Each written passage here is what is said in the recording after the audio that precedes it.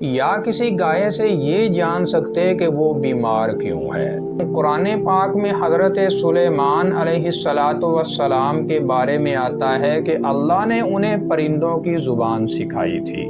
دنیا کے مختلف سائنسدان اور ماہرین حیوانات کے آپس میں رابطے اور ان کے کمیونیکیشن پر سالوں سے تحقیق کر رہے ہیں۔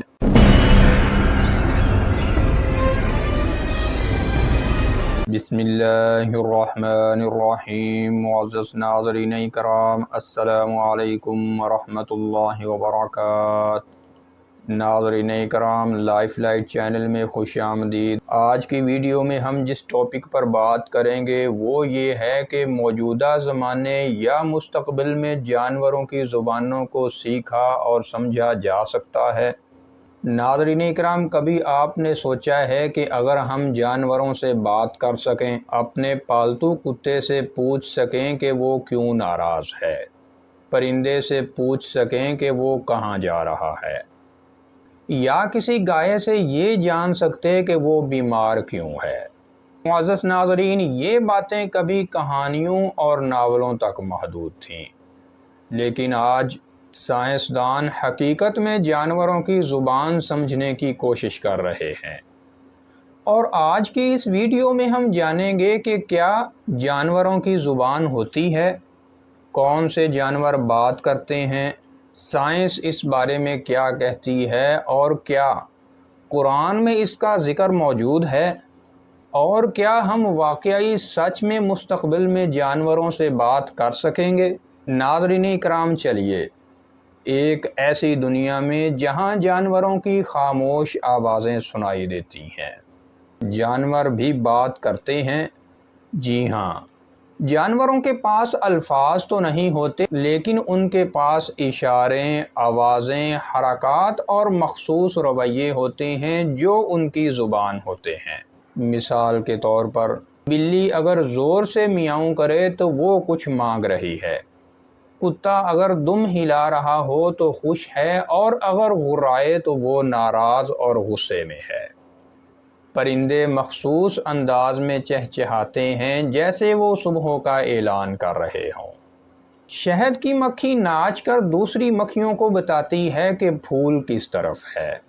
یہ سب جانوروں کی زبانیں ہیں جو ہم صرف سمجھنے کی کوشش کر رہے ہیں۔ ناظرین اکرام، اسلام اور قرآن اس بارے میں ہمیں کیا رہنمائی فراہم کرتا ہے، اس کے متعلق آگے چل کر مکمل دلائل کی روشنی میں بات کریں گے، مگر ابھی ہم یہ دیکھتے ہیں کہ موجودہ سائنس اور سائنسدان ہمیں اس بارے میں کیا کہتے ہیں۔ دنیا کے مختلف سائنسدان اور ماہرین حیوانات کے آپس میں رابطے اور ان کے کمیونیکیشن پر سالوں سے تحقیق کر رہے ہیں، جس کی چند ایک اور حیران کن مثالیں ہم آپ کو بتانے لگے ہیں۔ پہلے نمبر پر ڈولفنز۔ ڈولفنز ایسی آوازیں نکالتے ہیں جنہیں وسلز یا سیٹی کی آواز کہتے ہیں۔ ہر ڈولفن کا اپنا سگنیچر وسل ہوتا ہے جو اس کا نام ہوتا ہے۔ جیسے کوئی پکارے ہیلو علی، ویسے ہی ایک ڈولفن اپنی مخصوص سیٹی سے دوسری ڈولفن کو آواز دیتی ہے۔ دوسرے نمبر پر ایلیکس طوطا۔ ایک افریقی طوطا جسے ایلیکس کہا جاتا ہے، اسے 100 سے زائد الفاظ یاد ہو سکتے ہیں۔ اس کے علاوہ وہ رنگ، شکل اور تعداد بھی پہچان سکتا ہے۔ اگر کوئی اس سے پوچھے کہ یہ کون سا رنگ ہے تو وہ فوراً جواب دیتا ہے کہ ریڈ۔ ناظرین اکرام، طوطے کے اس سیکھنے کی صلاحیت نے سائنسدانوں کو حیران کر دیا ہے۔ تیسرے نمبر پر وہیل مچھلیوں کی زبان سمجھنا، جسے CETI پروجیکٹ بھی کہا جاتا ہے۔ یہ دنیا بھر کا ایک جدید پروجیکٹ ہے جس میں سائنسدان، AI ماہرین اور ماہر حیوانات مل کر وہیل مچھلیوں کی بولی کو ترجمہ کرنے کی کوشش کر رہے ہیں، اور ماہرین کا کہنا ہے کہ کچھ ہی سالوں میں ہم ان وہیل مچھلیوں کی آوازوں کا مطلب سمجھنے لگیں گے۔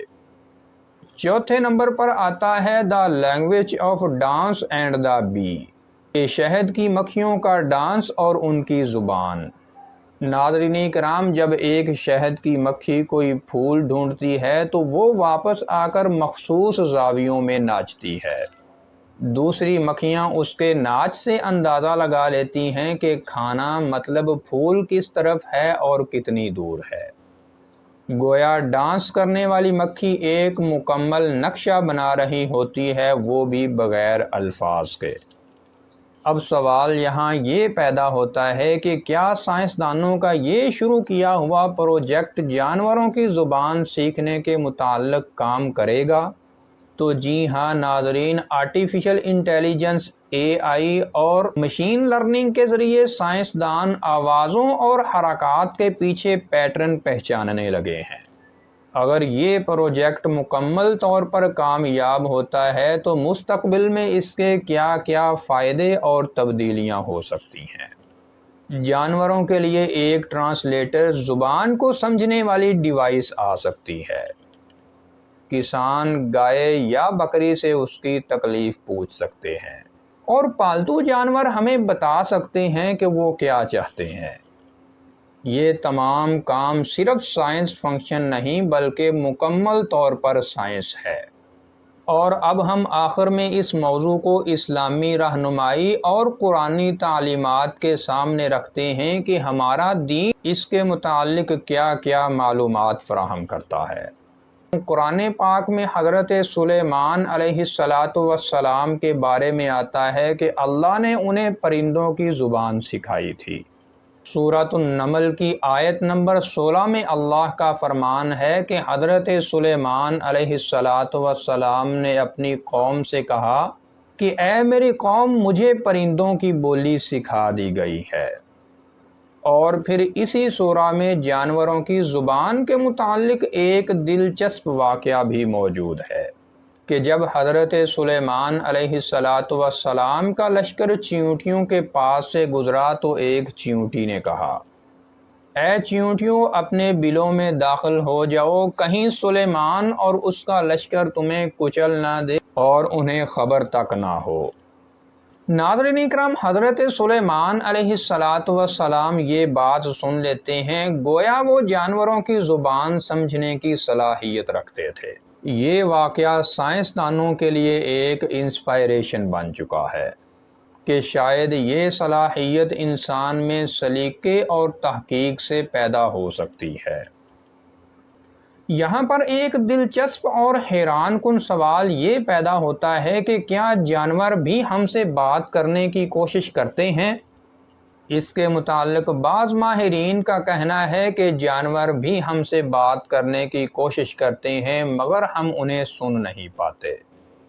مثلاً پرندہ اگر شور مچائے تو موسم بدل رہا ہے، گلہری اگر آواز نکالے تو خطرہ قریب ہے، کتا اگر بار بار دروازے کی طرف دیکھے تو شاید کچھ غیر معمولی چیز ہے۔ اگر ہم فطرت سے جڑ جائیں تو ہمیں ان خاموش آوازوں کی سمجھ آ سکتی ہے۔ ناظرین اکرام، اب ہم یہاں پر یہ بات بھی سمجھ لیتے ہیں کہ کیا ہمیں جانوروں سے بات کرنی چاہیے اور کیا ہمیں ان کو سمجھنا چاہیے؟ بالکل، اگر ہم ان کی زبان سمجھ لیں تو ان کا بہتر علاج کر سکتے ہیں، ان کی ضروریات کا خیال رکھ سکتے ہیں، فطرت سے ہم آہنگ زندگی گزار سکتے ہیں، اور سب سے اہم بات کہ ہم رحم دلی سیکھ سکتے ہیں۔ اور اس ویڈیو کی سب سے آخری بات، ایک خواب جو حقیقت بن رہا ہے۔ یہ بات صرف ایک خواہش نہیں رہی بلکہ سائنسدان دن رات اس پر کام کر رہے ہیں۔ AI، neuro science, animal behaviour سب مل کر ایک دن وہ لمحہ لائیں گے جب ہم اپنے پالتو جانور سے پوچھ سکیں گے، تم آج اداس کیوں ہو؟ یا کسی پرندے سے سن سکیں گے، بادل آ رہے ہیں، پرواز کا وقت ہے۔ تو دوستو، یہ صرف جانوروں کی زبان نہیں، یہ ایک نئی دنیا ہے جہاں ہر آواز، ہر حرکت ایک پیغام ہے اگر ہم سمجھنا چاہیں۔